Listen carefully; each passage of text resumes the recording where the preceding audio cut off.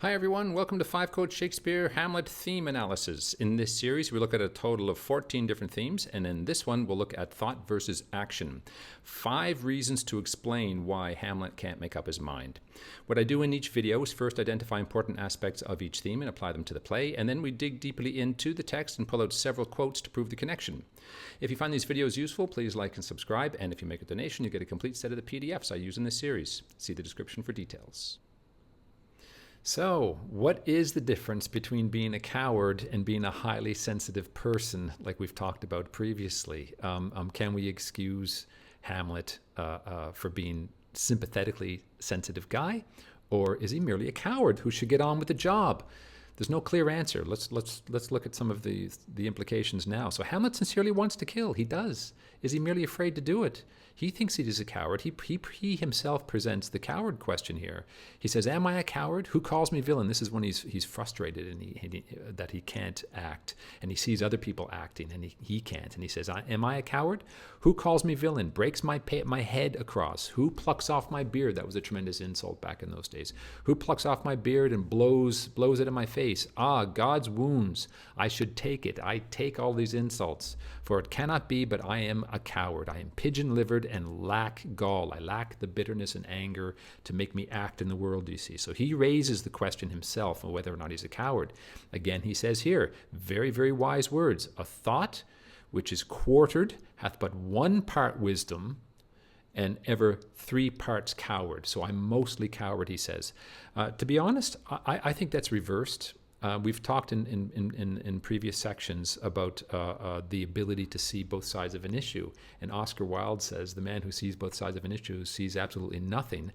Hamlet in here would agree with Oscar Wilde, but I think it's kind of reversed. I think it's 3-part wisdom to consider these things, but then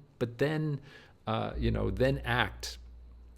Then act, DC, after you've considered all angles. But he can't, too, for other reasons, maybe because of the neurosis.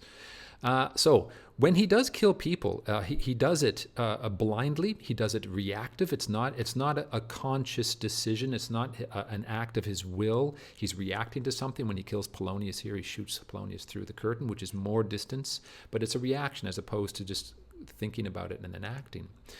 So Hamlet kills Polonius and Rosencrantz and Guildenstern at a safe remove, indirectly shielded by distance. He kills Polonius through the curtain, so he doesn't have to see the blood, and of course he sends Rosencrantz and Guildenstern to get killed by England, so he doesn't have to do it himself. Laertes and Claudius, however, are directly cut by Hamlet's foil, not necessarily stuck through and, really, he doesn't cut their heads off or anything. He's too sensitive for that, but he delicately nicks Laertes and poisons him, DC, which is a little bit passive. And Claudius, he wounds him. We're not quite sure how. But even then, his act of killing them is a reaction rather than a conscious directive of his will, as we've said. He's been pushed to the extremes. It's at the very, very end of a 4-hour play that he's able to do this, and he only acts when he has no other choice, you see. He needed to be forced by extremes into action. He has to be left with no choice. He's been killed, and he says, "This is it. I've got like 3 minutes now to get my revenge," and so he's pushed to the end there. And that's a passive-aggressive cowardice. He can't act out of his will, but even though he wants to act, he acts when somebody or circumstances push him to act. Okay, so let's look at that a little bit more closely in terms of revenge, and then we'll look at that cowardice in terms of trying to commit suicide. As we've seen, the blood threshold is easier to cross when you can't see the blood. He kills Polonius, but don't blame me, blame the curtain. I couldn't see him. So Gertrude said, "Oh me, what hast thou done?" He shot somebody. "Nay, I know not. It is the king." Is it the king? He didn't even know what he did, you see, and that makes it a lot easier, as opposed to Jack from Lord of the Flies, who actually has to feel the stick plunging into flesh and that horrible blood, as we've talked about from Lord of the Flies. He kills Rosencrantz and Guildenstern, but again, don't blame me, blame England, blame themselves, do you see? And he goes out of his way to try to convince himself here that he's not guilty for murdering his former friends, do you see? Horatio hears the news that England is going to kill Rosencrantz and Guildenstern, and Horatio says, "Dude, really?" It's very, very subtle, but he says, "So, yeah, Your old buddies go to it, do they? That's the attitude that Horatio has, and I think it's a rebuke. It's a rebuke against Hamlet, and he defends himself. He says, "Why, man? They did make love to this employment. It's their fault. They are not near my conscience. I'm not even thinking about them. Their defeat does by their own insinuation grow. It's their fault." He says it twice. He says that twice, and that suggests that you're lying, and he's lying to. If somebody repeats themselves again and again, it very often means that someone's lying. They're trying to convince others by repeating themselves or convince themselves, and I think that's true. And that's borne out. I've talked about that in another video. Right before Hamlet dies, his last thought, one of his last thoughts on earth, is, "I wonder what happened in England." He's wondering about Rosencrantz and Guildenstern. So that suggests to me that Hamlet is, he's not the jerk that we would like to think he is in moments like this. No, it's very, very, very complicated. Although he does kill. He kills at that distance. He does kill Claudius, as I've said. He does nick him physically. He doesn't plunge. It doesn't seem like he plunges the foil into him in a kind of violent way, although maybe that is the case. But even if that is the case, his killing of Claudius, as I've said, is reactive. It's not consciously decided. So don't blame me, blame the venom. And he says here too, yeah. So he says, Laertes says, "I can no more, the king's to blame." So everything's moving he's being pushed to the extreme. Hamlet's going to die. Laertes is dying. Now we know that it's the king to blame. So pushed to the very, very extreme. Hamlet says, "The point in venom too, then venom to thy work." So he mentally distances himself here, do you see? He blames the venom. It's the venom that's going to kill him, not me. Now, I know that's a bit of a cheesy argument on my part, but it's true. Hamlet puts mental distance between himself and the victim. Shakespeare didn't have to put that in there. He could have just had "go to" or something like that, or "have at you." Why not "have at you"? Do you see? Or something like that. He doesn't. Shakespeare has Hamlet have the venom do the work and not himself, in the same way that the curtain did the work and not him, and England did the work and not him. Even if we don't want to take that cheese, we could say that it's a reaction. It's not a willed action. It's not thought out. It's not deliberate like Laertes's "I would cut his throat in a church." It's not that kind of thing. It's like, "Oh, really? What? Hey, what?" And then he does the action. Same thing, he does kill Laertes, as I've said. Don't blame me. Laertes started it. It's a reactive action. "Have at you now." Laertes wounds Hamlet, and then there's a bit of a scuffle, and in that scuffle, Hamlet says, "Nay, come again," and he wounds Laertes. He has to be pushed. He can't sit back and say, "Okay, what job do I have to do? I have to do this job. I'll do it." No, he has to be pushed. And in that sense, he's a bit of a coward, because he's forced not to have to think about things. He's forced not to have to feel the fear of doing something that he really, really is unsuited to do. Okay, the same kind of thing applies to the suicide thoughts. It's very unclear whether or not suicide could be considered brave. Regardless, he does want to do something and he can't do it, which was what as we've seen, if we want to understand his character, we have to understand why he can't do this. And the question is he simply a coward? Can he not do it because he doesn't have the courage to do it? That might be true. So he wants to kill himself, but he doesn't want to take action, as we've seen many, many times in this series. Is he merely a coward? Unlike Laertes, Hamlet lacks the courage of his conviction to defy religious norms.